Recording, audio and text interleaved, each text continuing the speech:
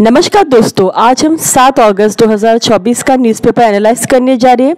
तो पहला आर्टिकल है बांग्लादेश में जो अनरेस्ट है उसके बारे में। यहाँ पे बांग्लादेश का सिचुएशन अभी बहुत ख़राब हो गया है।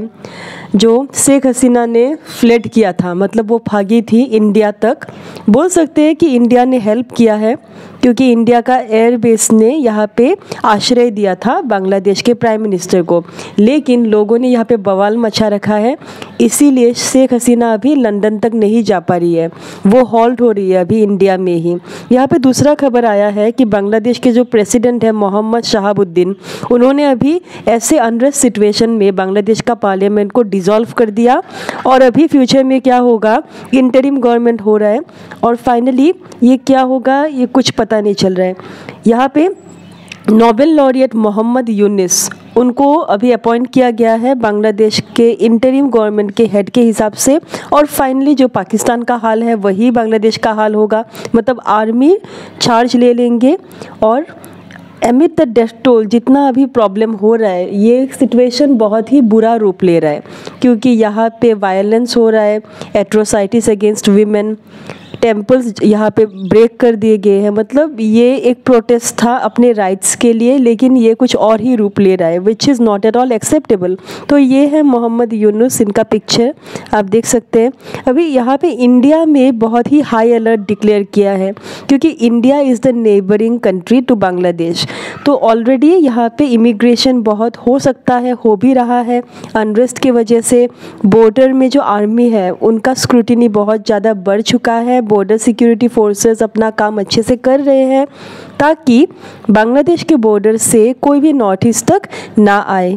यहाँ पे इंडिया भी डीपली कंसर्न्ड है बांग्लादेश का जो माइनॉरिटी कम्युनिटी का जो स्टेटस है, क्योंकि बांग्लादेश में जो अनरेस्ट हो रहा है इसके कारण जो माइनॉरिटी कम्युनिटीज़ है उनका बहुत ही नुकसान होगा। इसीलिए वो बहुत ही कम्युनिकेशन अच्छा बना रहे हैं ढाका के साथ। इंडिया और ढाका जो कम्युनिकेशन है वो इंटरचेंज कर रहे हैं, ताकि लोगों में कोई भी प्रॉब्लम ना हो इस सिचुएशन के कारण। दोस्तों, जो सेकंड आर्टिकल है ये है हैंडलूम सेक्टर के बारे में। तो अभी अगर हम हैंडलूम सेक्टर या वीविंग सेक्टर को अच्छे से देखें, सोशो इकोनॉमी में हैंडलूम सेक्टर बहुत ही इम्पॉर्टेंट रोल निभाता है, specially in case of Assam. क्योंकि असम हम जानते हैं कि असम का जो हैंडलूम सेक्टर है वो सेकेंड लार्जेस्ट मतलब एम्प्लॉयर है, नेक्स्ट टू एग्रीकल्चर। टी बोले या कोई भी फूड क्रॉप बोले, इसके बाद ही अगर हमें कहीं से पैसा मिलता है, जीडीपी इंक्रीज़ होता है असम का, तो वो तो हैंडलूम से है। इसीलिए अभी हमें हैंडलूम को अपलिफ्ट करना है। यहाँ पे एक लाइन अच्छा बोला है कि handloom of Assam is not just a source of income, it is a way of life. क्योंकि लोग कम्प्लीटली ऐसे भी लोग हैं जो हैंडलूम पे डिपेंड करते हैं, मतलब पीढ़ी दर पीढ़ी वो हैंडलूम मतलब घर पे ही उनका, हम जो एसएमएस में बोलते हैं ताँतहाल, मतलब वो वीविंग, ये सब काम वो घर पे ही करते हैं और मार्केट में सेल करते हैं। तो प्रॉब्लम क्या हो रहा है कि हैंडलूम सेक्टर में बहुत सारे अभी चैलेंजेस है और उन सब का प्रॉपर मिटिगेशन चाहिए। यहाँ पे अगर हम बोले कि 4th नेशनल हैंडलूम सेंसस के अकॉर्डिंग जो 2019-20 में कंडक्ट हुआ था, more than 10.9 lakh actual weavers with looms are in Assam alone. तो देखिए ये कितना बड़ा नंबर है। तो पूरा कंट्री में अगर 25 है, यहाँ से 10 लाख असम में ही है। मतलब कोई भी अगर पॉलिसी या लॉ असम में एनेक्ट हो रहा है, स्टेट में अगर हो रहा है, सेंटर में अगर हो रहा है, उसका डायरेक्ट इम्प्लीकेशन किस पे पड़ेगा, असम पे पड़ेगा। इसीलिए असम का सोशियो इकोनॉमिक कंडीशन अच्छा करना पड़ेगा, ताकि ओवरऑल इंडिया का हैंडलूम सेक्टर बहुत ही फ्लोरिश करे। तो प्रॉब्लम ये है, जो हम लोग का मान है गामूसा असम का, जिसको जीआई इंडिकेशन मिला है, जीआई टैग मिला है, वो गामूसा भी क्या हो रहा है अभी दूसरे जगह से, दूसरे देशों से वो मार्केट हो रहा है इंडिया तक। और जो वीवर्स है यहाँ पे, जो इंडिजिनियस वीवर्स है, उनका जॉब एट स्टेक है, उनका जॉब प्रॉब्लम में है। इसीलिए गवर्नमेंट ने इनिशिएटिव लिया है भाई उनका लाइवलीहुड इंश्योर करने के लिए थ्रू हैंडलूम रिजर्वेशन एक्ट 1985 को एनेक्ट किया है। लेकिन प्रॉब्लम ये है कि यहाँ पे डुप्लीकेट सामग्री जो आ रहे हैं उन पर तो बैन है, वो नहीं आना चाहिए। जो इंडिजिनियस सामग्री है वही बेचो मार्केट में। लेकिन यहाँ पे कोई प्रॉपर पेनल्टी या पनिशमेंट नहीं है, जो एक इश्यू है। दूसरा चैलेंज है cost of production. Cost of production बहुत ज़्यादा बढ़ रहा है रॉ मटेरियल्स का, लाइक सिल्क। इसीलिए मतलब जो वीवर्स है वो एफर्ट नहीं कर पा रहे। प्रोडक्ट प्राइसिंग है, प्रॉफिट भी बहुत कम है, वो बहुत दिन तक मेहनत करते हैं, हाथ से बनाते हैं, और लोग क्या करते हैं, नहीं खरीदते हैं। लोग जो कम दाम में मिलते हैं वही खरीदते हैं। जैसे अभी आप देखिए, हम लोग का जो इंडिजीनियस पात है, वो पात कपूर लोग नहीं खरीद रहे क्योंकि वो बहुत ज़्यादा कॉस्टली है। कपड़ा ही एक साड़ी ही 7,000 10,000 उसमें मिलेगा, लेकिन पोली पात मतलब पॉलिएस्टर और पात मिलके जो बेच रहे उसका बहुत कम प्राइसिंग है, 2,000 1,000 इसमें मिल रहा है। तो लोग वो खरीद रहे क्योंकि एक ही दिन शादी है, पहनना है, फिर रख देना है। तो क्वालिटी के साथ लोग कंप्रोमाइज़ करें, जो नहीं होना चाहिए। इसीलिए मार्केट में क्वालिटी के साथ कॉम्प्रोमाइजेशन नहीं होना चाहिए। इसका मिटिगेशन क्या है, टेक्नोलॉजिकल इनोवेशन लाओ भाई हैंडलूम में, ताकि वीवर्स मशीन्स यूज़ करें, अच्छे से प्रोडक्शन करें, कम टाइम में उनका ज़्यादा प्रॉफिट हो। तो वैसे ऑप्शंस आने चाहिए। चैलेंज नंबर 3 क्या है कि हैंडलूम में ये एसर्टेन करना, ये कंक्लूजन देना बहुत ही कम पॉसिबिलिटी है कि प्रोडक्ट जेन्युइन है। बहुत कम लोगों को छू के या देख के पता चलता है कि प्रोडक्ट जेन्युइन है। बहुत से लोगों को, आजकल के जनरेशन को पता भी नहीं है कि एक्चुअल मुगा दिखता कैसा है, एक्चुअल पात दिखता कैसा है।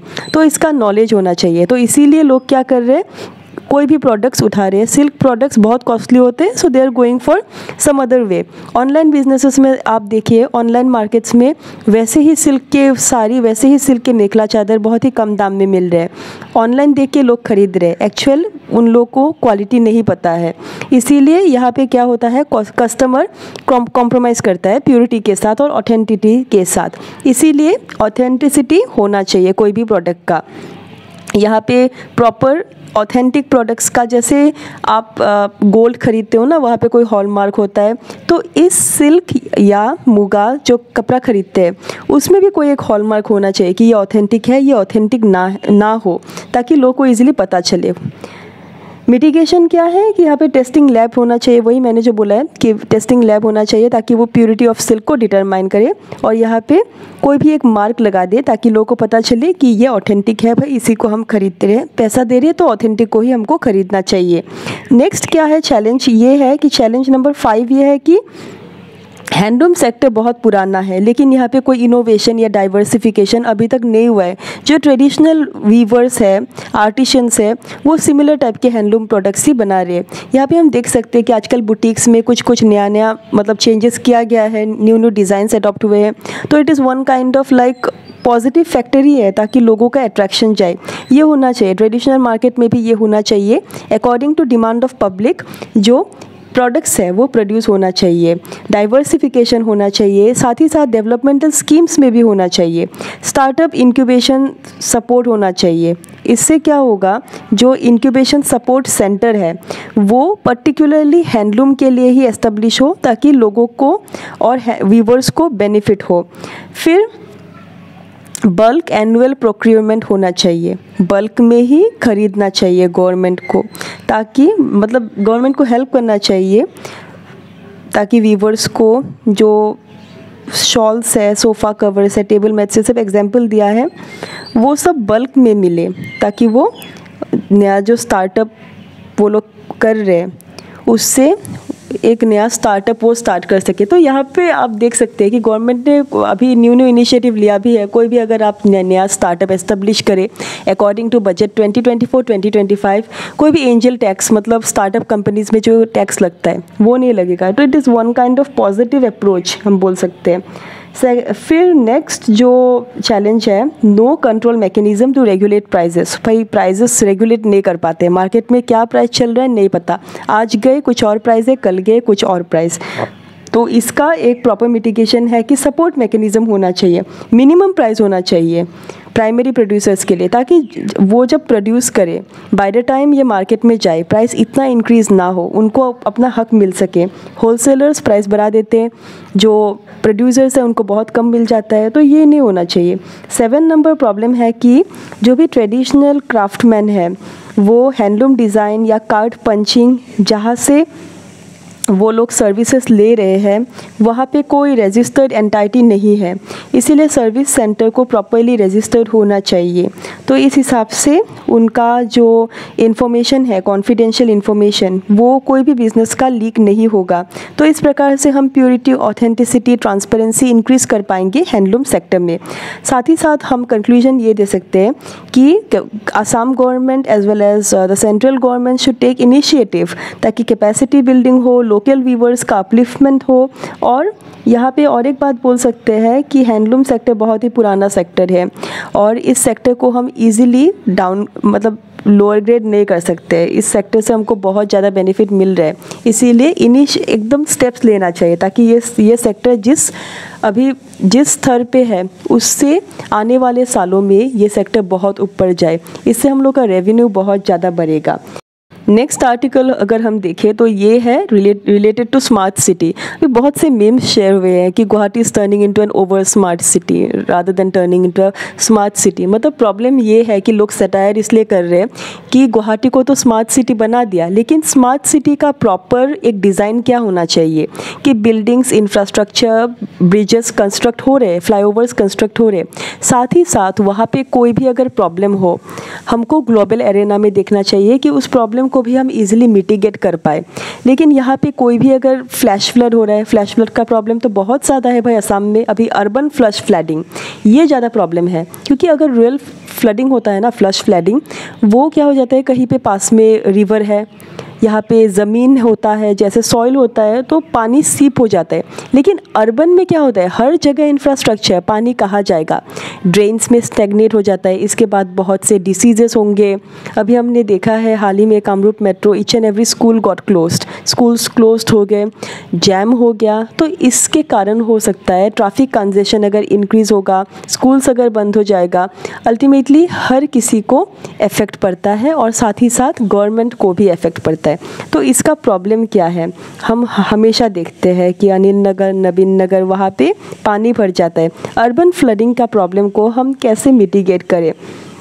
जब से शिलोंग से कैपिटल शिफ्ट हुआ है, इसके बाद हम एक लॉन्ग टर्म विज़न था, लेकिन वो लॉन्ग टर्म विज़न में कोई भी साइंटिफिक प्रॉपर मैपिंग नहीं है, specially in relation to drainage mapping. Drainage बहुत अच्छा होना चाहिए एक कंट्री का। अगर आप जापान का एग्जाम्पल ले, जापान का हमने एग्जाम्पल क्यों लिया, क्योंकि वहाँ का disaster management, technological advancement as well as sanitation बहुत अच्छा है। वहाँ के ड्रेन्स में बहुत क्लीन होता है ड्रेन्स, वहाँ पे मछलियों का कल्चर होता है। ऐसे बहुत से वीडियोस हमने देखे।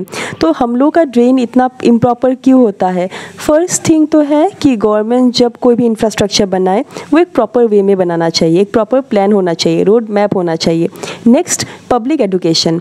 पब्लिक को जहाँ तहाँ गार्बेज नहीं फेंकना चाहिए, रिवर्स में गार्बेज नहीं फेंकना चाहिए। इसके लिए स्ट्रॉन्ग पेनल्टी होना चाहिए। तो ये सब नहीं है, कोई भी साइंटिफिक स्ट्रक्चर नहीं है। कैरिंग कैपेसिटी, एग्जिस्टिंग जो नेचुरल वाटर सिस्टम है, each and every water system, each and every body has a carrying capacity.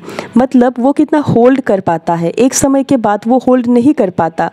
आप कोई भी डेब्रिस फेंक रहे हो, एक टाइम के बाद उस वाटर क्वालिटी ख़राब हो जाएगा, वाटर का जो नेचुरल रिजुविनेटिंग कैपेसिटी है वो भाई कम हो जाएगा। इसीलिए क्या हो रहा है, हैवी सिल्टेशन, मतलब नीचे एक लेयर जमा हो रहा है, स्तर लेयर बाय लेयर वो जमा हो रहा है। अल्टीमेटली क्या हो रहा है, एनक्रोचमेंट का एक अनदर प्रॉब्लम है। आप यहाँ वहाँ बंद बना दे रहे हैं ना, हम जो बोलते हैं बंद बना दे रहे हैं, ताकि वो फ्लडिंग जब हो ना वो ज़मीन वो नीचे ना गिर जाए, ज़मीन टूट ना जाए। ये प्रॉपर एनक्रोचमेंट नहीं है। वेस्ट डिस्पोजल, जहाँ तहाँ वेस्ट डिस्पोज कर रहे हैं, पब्लिक जहाँ तहाँ वेस्ट डिस्पोज कर रहे हैं। कंस्ट्रक्शन वर्कर्स भी यहाँ पे बिल्डिंग बना रहे हैं, साथ कंस्ट्रक्शन का जो सामान है यहाँ वहाँ फेंक रहे हैं। हिल कटिंग एक्टिविटी हमने बहुत देखा है भाई। अभी हाल ही में बोला है कि जो रूरल साइड, कामरूप के रूरल साइड में, वहाँ पे बहुत ज़्यादा स्टोन माइनिंग हो रहा है। तो इसके कारण ही अगर आप हिल कटिंग करें, लैंडस्लाइड का एक प्रॉब्लम आ गया, इरोजन का प्रॉब्लम आ गया, तो भुगतना तो है ही।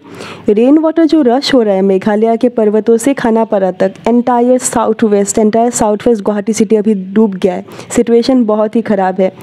फिर जो स्ट्रीट्स है ना, स्ट्रीट्स का हमने पूरा अच्छे से पक्का किया है, लेकिन हर जगह अगर कंक्रीट सरफेस हो गया तो पानी सीप कहाँ करेगा?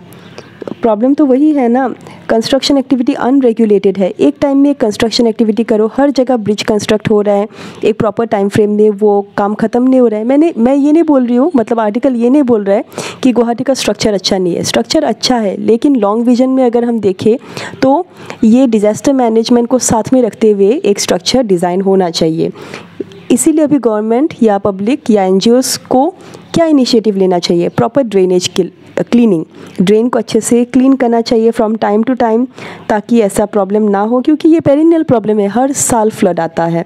होलिस्टिक स्टडी होना चाहिए कि कौन कौन से फैक्टर के कारण अर्बन सब सिस्टम्स का इतना प्रॉब्लम हो रहा है, मतलब अर्बन एरिया में फ्लडिंग हो रहा है। अल्टीमेटली क्या हो रहा है, पॉलिसी मेकर, प्लानर ये इग्नोर कर रहे हैं। जब भी हम एक नया प्लान लाते हैं, कोई भी इंफ्रास्ट्रक्चरल डेवलपमेंट हो रहा है, हम यही देखते हैं कि कम टाइम में हम कितना प्रॉफिट कर सकते हैं, लेकिन साथ ही साथ यही देखना चाहिए कि अगर कोई प्रॉब्लम हो, कोई जैसे फ्लडिंग का ही प्रॉब्लम हो जाए, कोई नेचुरल कैलामिटी हो जाए, इससे जो अभी डिस्ट्रक्शन हो रहा है उससे कॉम्बैट करने के लिए हमको डबल टाइम लगेगा।